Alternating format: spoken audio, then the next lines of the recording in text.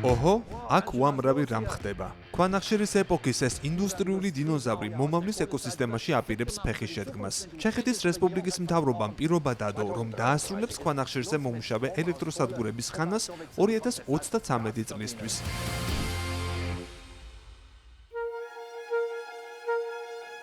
კლიმატის ცვლილება, რომ შენელდეს, ეკონომიკა ნახშირბადისგან უნდა გათავისუფლდეს.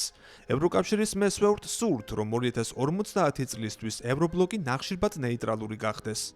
ამ მიზნისკენ მიმავალი პირველი ეტაპია 2030 წლისთვის სათბური აირების სულ მცირე 55%-ით შემცირება.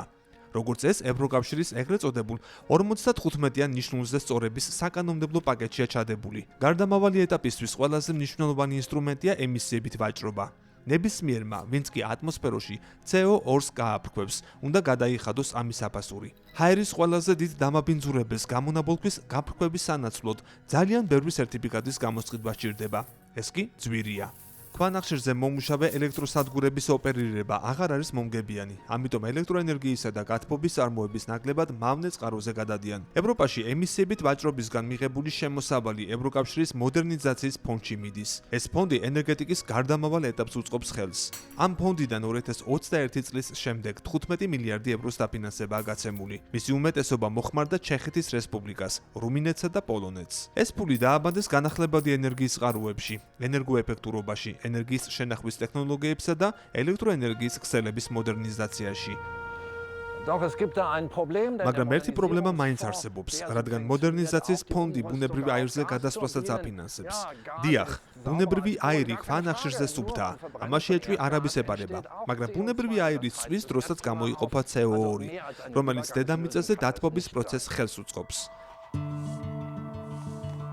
ოპატოვიცეს ელექტროსადგური ჩეხეთის რესპუბლიკაში ნახევარი საუკუნის განმავლობაში ამარაგებდა რამდენიმე ქალაქს რაიონული გათბობის სისტემით. ახლა ევროკავშირის დახმარებით მისი მოდერნიზება მიმდინარეობს.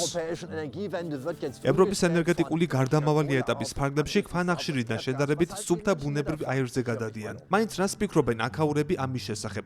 მოდი გავიგოთ. მე შევხვდი რობერტ ჰრდინას, ქალაქ პარდუბიცეში. ეს ახალგაზრდა მამა შვილების მომავალზე ხელავს.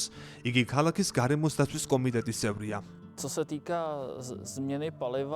ელექტროსადგური ქვანახშირის ნაცვლად ბუნებრივ აირზე გადადის, რადგან ის შედარებით სუფთა ენერგიის წყაროა. ამჟამად ქალაქის გათბობის სისტემა ოპატოვიცეს ელექტროსადგურიდან მარაგდება, რომელიც მურა ნახშირს იყენებს საწვავად. ეს კი აზოტმჟავასა და ვერცხლისწყლის გამონაბოლქვს გამოყოფს.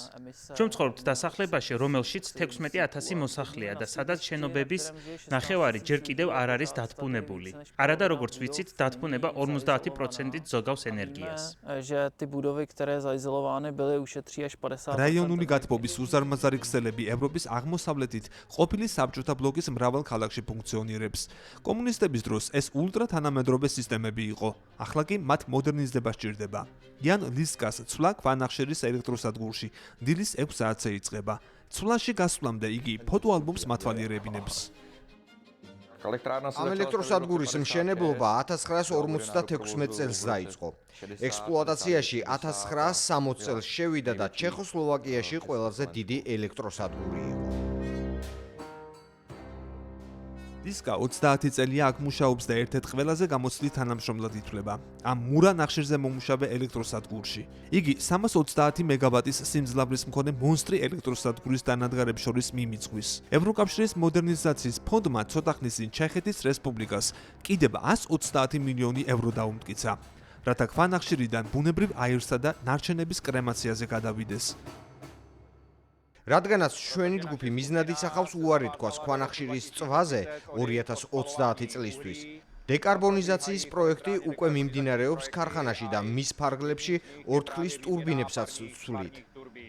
მენეჯმენტი ბუნებრივ აირზე გადასვლას უფრო ადრეც 2027 წლისთვის აპირებს, რადგან ეს ტექნიკურად სავსებით შესაძლებელია. როგორც დირექტორი ამბობს, მომავალში CO2-ის უზარმაზარ დანაზოგს გააკეთებენ. ჩვენ ვიწყებთ ელექტროსადგურის დეკარბონიზაციას, რომლის შედეგადაც საბოლოოდ გამონაბოლქვის 60%-ით შემცირდება სტატუს კვოსთან შედარებით. ქვანახშირის საწვავად გამოყენება მომგებიანი აღარ არის. ქვანახშირის მაღაროები მადნისგან იცლება. მისი მოპოვება გაძვირდა და CO2-ის ემისიის სერტიფიკატებიც აღარ არის უფასო. თითო ტონა გამონაბოლქვზე გადასახდელმა უკვე ძალიან მოიმატა. დღეში 4000 ტონა საწვავი გვჭირდება. 4 ბოილერზე თვეში 100-120.000 ტონა მურა ნახშირი გამოდის. ეს ქარხნის წარმადობაზეა დამოკიდებული. დეკარბონიზაციის შემდეგ აზოტის, აზოტმჟავისა და გოგირდის გამონაბოლქვი ბევრად შემცირდება. Mnohonásobně výrazně klesnou.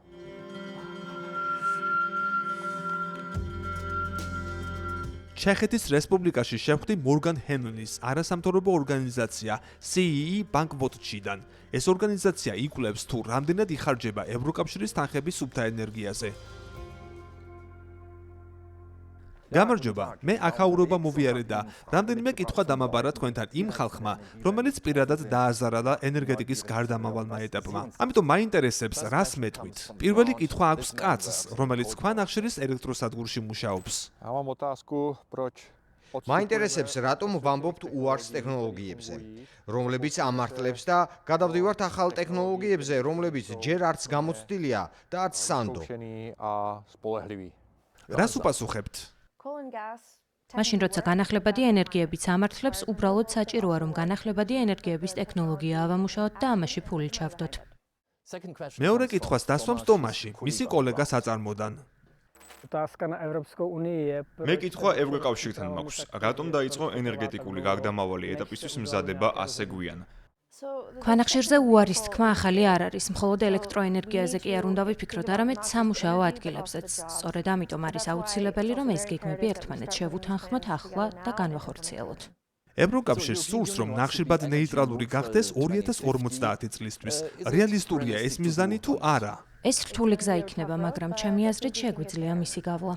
ჩვენ ჯერ კიდევ ვართ დამოკიდებული ქვანახშირზე. ეს პრობლემაა თუ არა?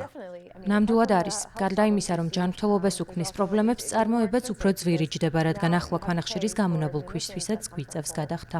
ხედავთ, რომ მთელ ევროპაში ქვანახშირს რეალურად ბუნებრივი აირი ანაცვლებს. ეს კარგი აზრია თუ ცუდი? ნამდვილად ცუდი აზრია. სამწუხაროდ უამრავი ფონდიდან, მათ შორის ევროკავშირის მოდერნიზაციის ფონდიდან მიდის ფული ქვანახშირის ბუნებრივი აირით ჩანაცვლებაზე. ნაცვლად იმისა, რომ ფული განახლებად ტექნოლოგიებზე დაიხარჯოს. და სამწუხაროდ არც ევროკომისია და არც წევრი ქვეყნები, განსაკუთრებით ჩეხეთის რესპუბლიკა მაინც და მაინც არ ცდილობენ ამის შეცვლას. რუსეთთან მიღებული მწარე გამოცდილების შემდეგ ევროკავშირს სურს მეტისმეტად აღარ იყოს დამოკიდებული ვინმესთან ვაჭრობაზე. ეს კიდევ ერთი მიზეზია, რომ ბუნებრივი აირი მხოლოდ დროებით ალტერნატივად ჩაითვალოს.